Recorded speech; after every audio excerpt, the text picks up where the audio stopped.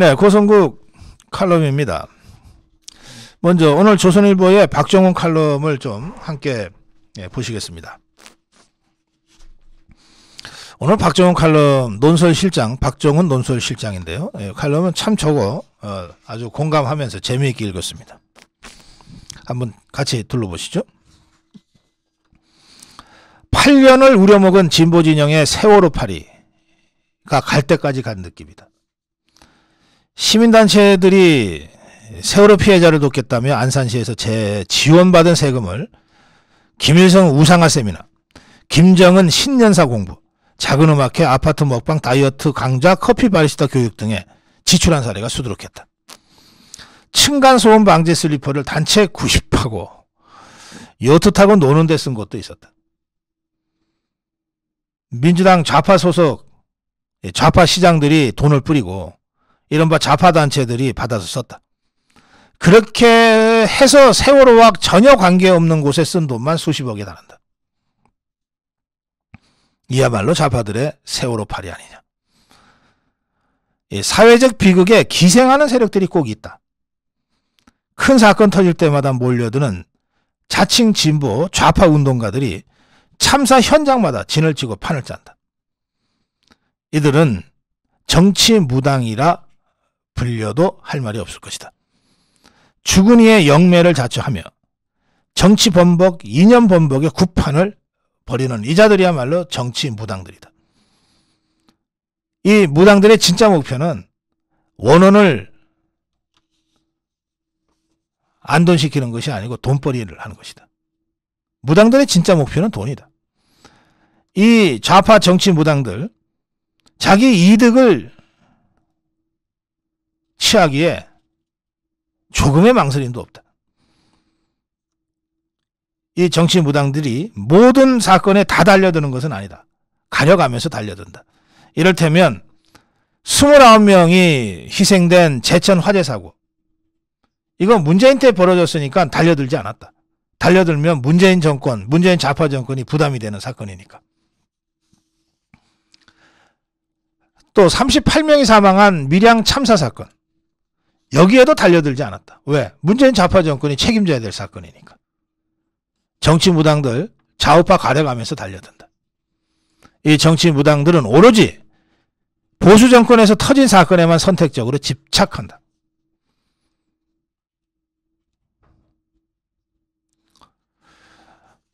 대장동 사건에 정치 냄새가 진동한다. 그분을 향해 치닫고 있는 대장동 사건. 정진상과 김만배 사이에 이런 취지의 대화가 오갔다고 한다. 김만배가 정진상한테 너네 지분이 30%가 되니까 필요할 때 써라. 잘 보관하고 있을게. 그러자 정진상이 김만배한테 뭐 저수지에 넣어둔 거죠. 이 저수지라는 단어 하나에 대장동 사건의 본질이 담겨있다. 김만배가 저수지에 주겠다고 약속한 금액이 428억 원이다. 검찰에 따르면 이재명의 측근들은 선거 때마다 이 저수지에서 돈을 인출하려고 했다.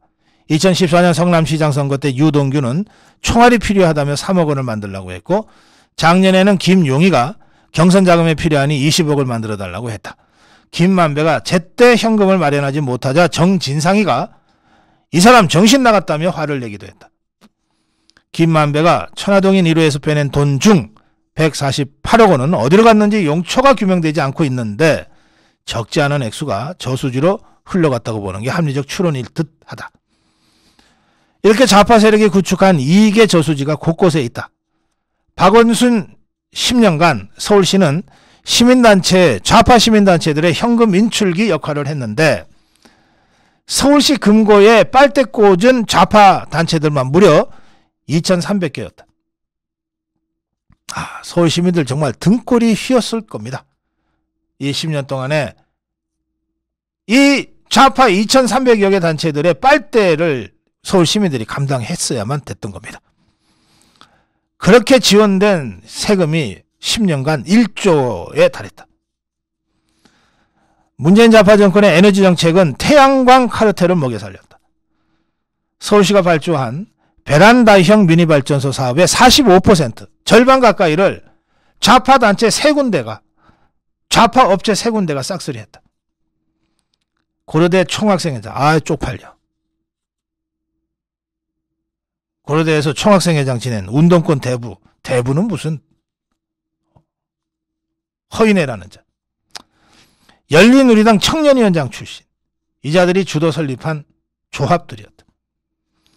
윤미향이는 위안부 할머니를 돕겠다면서 기부금 등을 모은 뒤에 지 개인 계좌로 빼돌려서 맛있는 거 사 먹고 마사지 샵에 다니는데 썼다.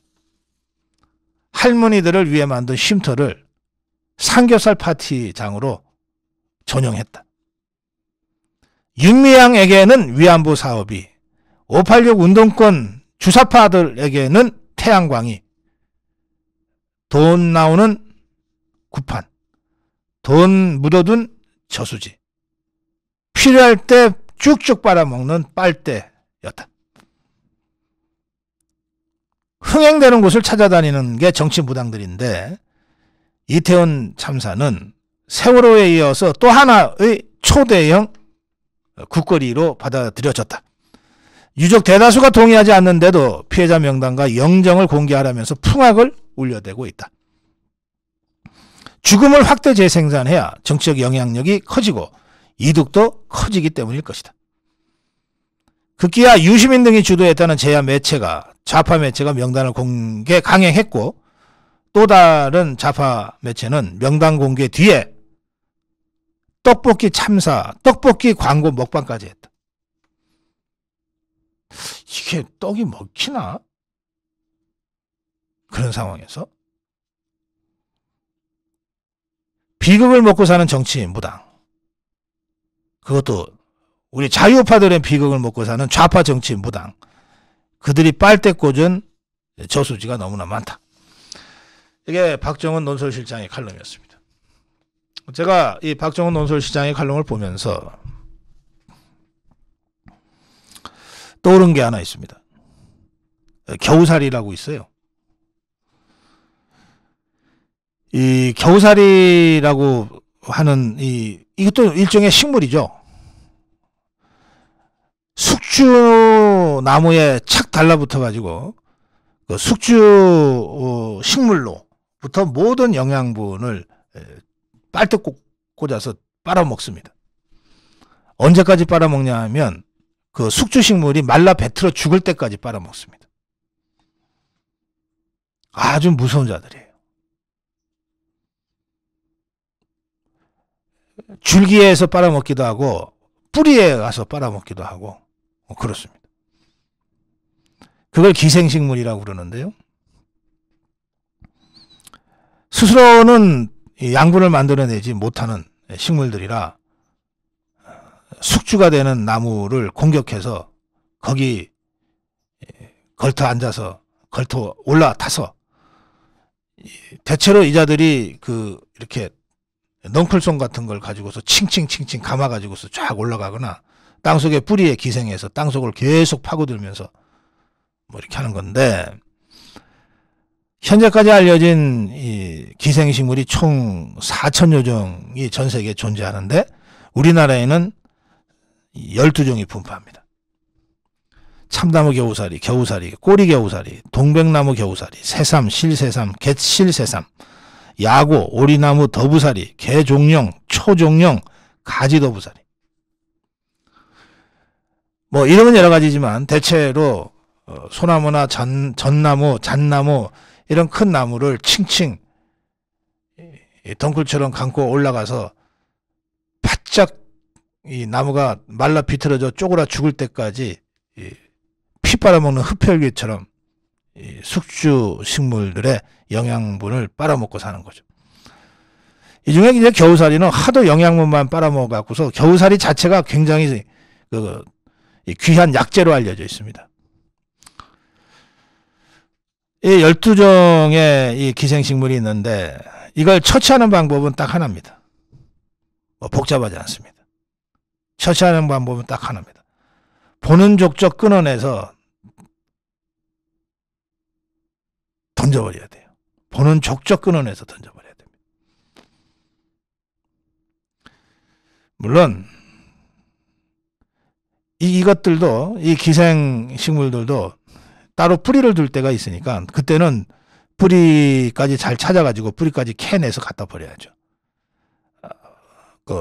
갖다 버리는 것도 뭐 어렵지 않아요. 그냥 햇볕 잘 드는 데다가 던져 놓으면 말라 죽습니다. 그런데 대부분은 우선 눈에 보이는 대로 잘라내 버려야 됩니다.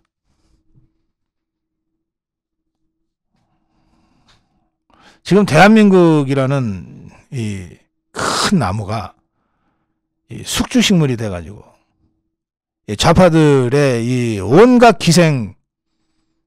기생식물들한테 빨대 꽂혀서 정말 때로는 10여 년, 때로는 4, 5년 동안 정신없이 빨렸어요. 속으로 그냥 골병이 들었어요. 이거 끊어내야 됩니다. 과감하게 끊어내야 돼요. 야, 그 기생식물도 식물이잖아. 아, 식물 아닙니다. 야, 그래도 신부 옷 입었으니까 신부 아니야? 신부 아닙니다. 마귀지. 기생식물은 보는 족족 끊어낸다. 이게 자연인들의 철칙이에요. 그래야 나무를 보존하니까. 네. 자유파 국민 여러분, 보는 족족 끊어냅시다. 보는 족족 끊어냅시다. 오늘 고성국 칼럼이었습니다.